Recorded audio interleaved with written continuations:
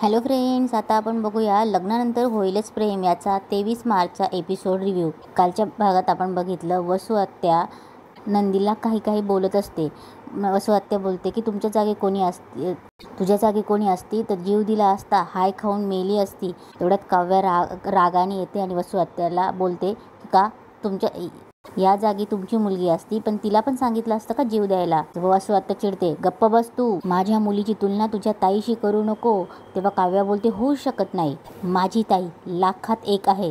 तेव्हा वसू बोलते हो ना, तुझ्या ताईचं चारित्र्य ते सुद्धा लाखात एक आहे. असल्या वाईट चारित्र्याची सून आमच्या घरी कशी आली ना कुणास ठाऊक. तेवढ्यात जीवा बोलतो, ए आत्या भास्कर, सगळं माहिती आहे ना तुला, काय बोलतेस तू.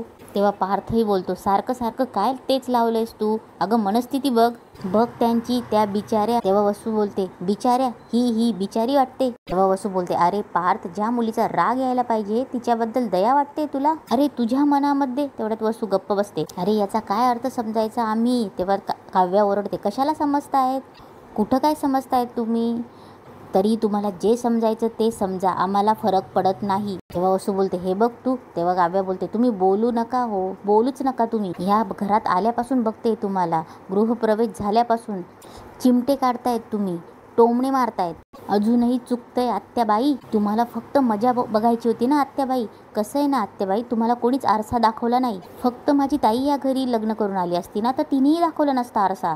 पण मी नंदिनी नाहीये, मी काव्या आहे. मी आरसा दाखवणार, पावली दाखवणार. तेव्हा वसू चिडते, तोंड सांभाळून बोल काव्या. तेव्हा काव्या ओरडते, तुम्ही तोंड सांभाळून बोला. तेवढ्यात नंदिनी काव्याला हात लावते. तेव्हा काव्या ते गिफ्ट घेते आणि बोलते, हे आमच्या आईने दिलेलं गिफ्ट आहे, असं फेकायचं नाही. तेव्हा काव्या ते गिफ्ट हातात देते आणि बोलते, मान तुमच्या आत्याबाई. तेव्हा वसू पुन्हा फेकणार. तेवढ्यात काव्या बोलते, कचऱ्यात फेकायचं नाही. तेव्हा काव्या पुढे निघून जायला लागते. वसू फेकणार. तेवढ्या काव्या परत रागाने तिच्याकडे बघते. काव्याचं बोलणं ऐकून सगळे शॉक असतात. काव्या तिथून निघून जाते. तेवढ्यात वसू माणिनीला बोलते, बघितलंस ना माणिनी, तुझी सून कशी उद्धटासारखी बोलून गेली ते. तेव्हा विक्रम बोलतो, तू सुद्धा काय कमी आहेस ताई. तेव्हा वसू बोलते, तूच काय ते बोलायचं राहिला होता विक्रम, मी ना घरच सोडून जाते. ती आता माझ्या काही तोंडावरती बोलून गेली ना, तिच्याशी तर एक शब्द बोलण्याची इच्छा नाही आहे माझी. आणि ही जी काय माझ्यासमोर उभी आहे ना, तिने जर का माफी मागितली तरच थांबीन मी इथे.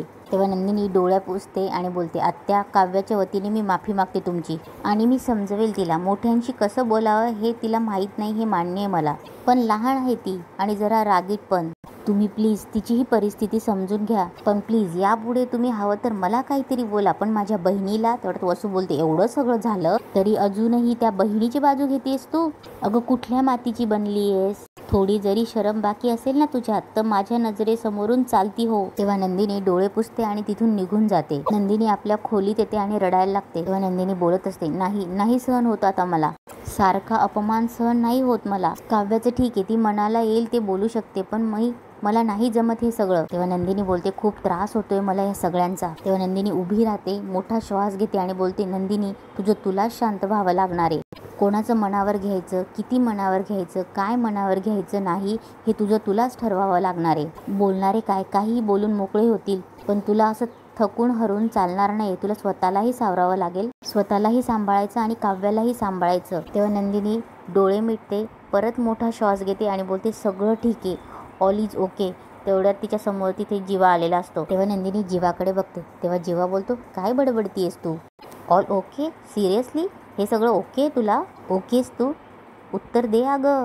अगं तुला जर कोणी ओरडलं तर उलटं उत्तर द्यायचं शिक, सहन करायची गरज नाहीये. प्रत्येक वेळी कधीतरी ओरडून बोलावं लागतं. तेव्हा नंदिनी बोलते, मला नाही वाटत प्रत्येक वेळी ओरडून बोलण्याची गरज असते. I am sorry. म्हणजे वसू आत्या प्रत्येक वेळी तावाने मुद्दा सिद्ध करण्यासाठी ओरडत असतात. कधी ना मला असं वाटतं त्यांना ना भीती वाटत असेल, जर त्या अशा बोलल्या तर त्यांचं कोणीच ऐकणार नाही. म्हणजे जी माणसं मनाने दुबळी असतात तीच असं ओरडून बोलतात. MA विथ सायकोलॉजी आहेस का तू, काय बडबडतीयस, मीही ओरडून बोलतो म्हणजे मी दुबळा आहे. तेव्हा नंदिनी बोलते, नाही मला तसं नव्हतं बोलायचं. तेव्हा जीवा बोलतो, मग काय. तेव्हा नंदिनी बोलते, आय एम सॉरी, मी बोलण्याच्या वेगात वाहवत गेले. तेव्हा नंदिनी बोलते, नाही मी ठीक आहे आता. तेव्हा जीवा बोलतो, पण हे जे तू करतेस वागतेस ते ठीक नाही आहे अगं. माझा जर कोणी इतका अपमान केला तर घर डोक्यावर घेतला असतं मी, नाहीतर सरळ घरातून निघून गेलो असतो. तेव्हा नंदिनी स्माईल करते आणि बोलते, तुम्ही अगदी आमच्या काव्यासारखे आहात. तेव्हा नंदिनी स्माईल करते आणि बोलते, बापरे, तुम्ही आणि काव्या एकत्र असतात ना तर घराचं छप्परच उडालं असतं. तेव्हा जीवा चिडतो आणि बोलतो, हो असतात आमच्यासारखी माणसं चिडखोर, आणि तुम्ही काय सोशिक असतात हो ना. तुम्हा बायकांना सोशिक असणं म्हणजे डिग्री वाटते का मोठी, क्वालिफिकेशन वाटतं का. सून संस्कारी आहे, सोशिक आहे म्हणजे संसाराच्या डिग्री डबल ग्रॅज्युएट हो ना. सवय लागते तुम्हाला सहन करायची, मग माणसं तुम्हाला ही अशी गृहीत धरतात. तेव्हा नंदिनी बोलते, नाही मला नाही वाटत मला कोणी गृहीत धरत असेल, आणि बाकी सवयीचं म्हणाल तर सगळ्यांच्या बोलण्याची मला सवय करून घ्यावीच लागेल.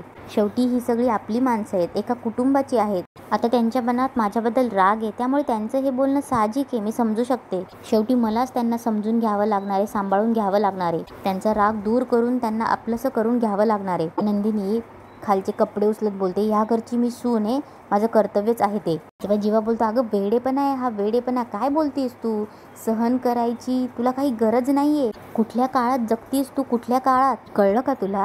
हा त्याग करणं बंद कर, हा सोशिकपणा. तेव्हा जीवा नंदिनीच्या हातातून कपडे घेतो आणि बोलतो की माझं ना हे सामान आवरून सोड आधी तू यात. तेव्हा नंदिनी बोलते, यात माझं काय चुकलं आता. तेव्हा नंदिनी बोलते, आम्हा बायकांचं असंच असतं, मन सैरभैर असेल आणि काही सुचत नसेल तर पसाराच आवरायला घेतो आम्ही. तेव्हा नंदिनी बोलते, जाऊ दे तुम्हाला नाही समजणार.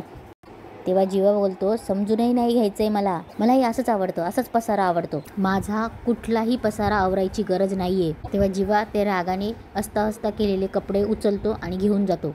इकडे वसू चिडचिडीत करत खोलीत येते. रम्याही तिच्या पाठोपाठ येते. तेव्हा वसू बोलते, ती 1.5 दमडीची काव्या माझ्या अंगावर सुटते, असं वाटत होतं ना 2 कानाखाली लावाव्या तिच्या. तेव्हा रम्या बोलते, अगं आई काय करतेस तूच नेहमी सांगत असते ना की आपल्या एकाच चुकीमुळे आपल्या हातातलं सगळं निसटून जातं म्हणून, मग तू का चूक करतेस. तेव्हा वसू बोलते, चुकीबद्दल तू तर बोलूच नको रम्या, लग्नात निघून गेली नसतीस ना तर हे सगळं रामायण घडलंच नसतं. तेव्हा रम्या बोलते, शांत हो आई. अगं आई, मी तुला पार्थ आणि जीवाच्या वेगवेगळ्या झोपण्याबद्दल इश्यू करायला सांगितला होतास, तर तू तर कपड्यांची फेकाफेक करायला गेलीस. तेव्हा वसू बोलते, मग काय करायला हवं होतं मी, त्या नंदिनीने दिलेले कपडे घालून मिरवायला पाहिजे होतं. हे बघ रम्या, मी एक गोष्ट आयुष्यात कधीही विसरू शकत नाही. तिच्या बापामुळे मी माझा नवरा गमावला आहे आणि तिच्या बापाकडून आलेली कुठलीही गोष्ट मी स्वीकारू शकत नाही. तेव्हा रम्या बोलते, अगं आई, कुठली गोष्ट कुठे जोडतेस तू, आणि खाली जो कपड्यांचा तमाशा केला ना तो नंदिनीने शांतपणे हँडल केलाय.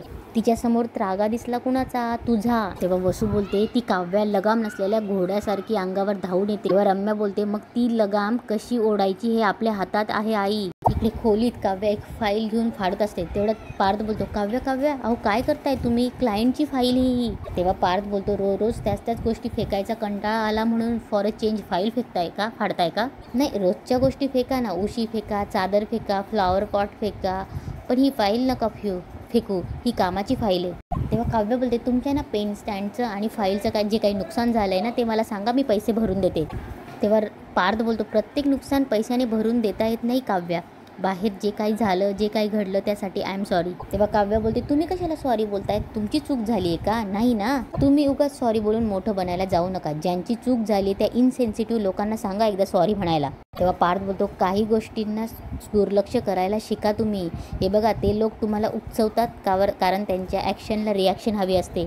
तुम्ही रिॲक्शन देऊ नका. हे बघा, स्वतःला त्रास करून घेऊ नका. तेव्हा काव्या बोलते, माझा त्रास कमी करायचा आहे तुम्हाला, कुठल्या हक्काने, कोण लागते मी तुमची. तेव्हा काव्या बोलते, एका गोष्टीची गाठ कायम लक्षात ठेवा, आपल्या लग्नाची गाठ ही जबरदस्ती बांधली गेली आणि मला काहीही वाटत नाही तुमच्याबद्दल. तेव्हा पार्थ बोलतो, मला माहिती येते आणि तसं तुम्हाला वाटावं अशी अपेक्षाही नाही आहे माझी. तेव्हा पार्थ बोलतो, माझं फक्त एवढंच म्हणणं आहे की तुम्ही स्वतःला त्रास करून घेऊ नका प्लीज. तेव्हा काव्य बोलते, ऑलरेडी सहन करणारी नंदिनी ताई आहे घरात, तुम्ही तिचं मेल व्हर्जन बनायला जाऊ नका प्लीज. तेव्हा काव्य बोलते, मी माझ्या रागावर कंट्रोल करू शकत नाही. तेव्हा पार्थ बोलतो, ठेवू शकता. हे बघा, तुम्ही माझ्याशी एवढ्या उद्धटपणे बोलतायत पण मी शांतपणेच बोलतोय ना. तुम्ही मला विचारू शकताय, कोण आहेत तुम्ही, काय करतायत तुम्ही. हे बघा, तुम्ही IASची परीक्षा देणार आहात आणि मग तुम्ही IAS बनणार आहात, पण मी भारतातल्या टॉप 30 पैकी एक आर्किटेक्ट आहे. मला किती इगो असायला हवा, पण मला तो इगो नाही आहे, कारण मला भांडणं आवडत नाहीत. माझं फक्त एवढंच म्हणणं आहे की तुम्ही थोडा रागावर कंट्रोल करा. हे बघा, मी काही म्हणत नाही आहे तुम्हाला, पण तुम्ही सशक्त व्हा. तेव्हा पार्थ बोलतो, हे बघा, तुम्हाला राग आला तर तुम्ही 10 आकडे मोजा, 10, 9, 8, तेव्हा काव्या बोलते 7-6-5-4-3-2-1. हे बघा गेला माझा राग, दिसतोय तुम्हाला राग गेलेला? तेव्हा पार्थ स्माईल करतो आणि बोलतो आत्ता नाही दिसत आहे, पण लवकरच दिसेल. आज हे आकडे तुम्ही रागात बोलताय, उद्या राग शांत होण्यासाठी बोलणार. तेव्हा पार्थ बोलतो हे बघा मी आता ऑफिसला चाललोय, तुम्हाला काही लागलं तर फोन करा. तेव्हा काव्या बोलते मी कशाला फोन करणार. तेव्हा पार्थ बोलतो नाही, राग शांत नाही झाला तर येताना रिकाम्या 100 फाईल घेऊन येतो, फाडत बसा. तेव्हा पार्थ बोलतो आत्ता पाणी घ्या, पाणी प्या, घ्या. काव्या पार्थच्या हातातला ग्लास घेते, त्या ग्लासकडे बघते आणि तिथेच आजचा एपिसोड संपतो.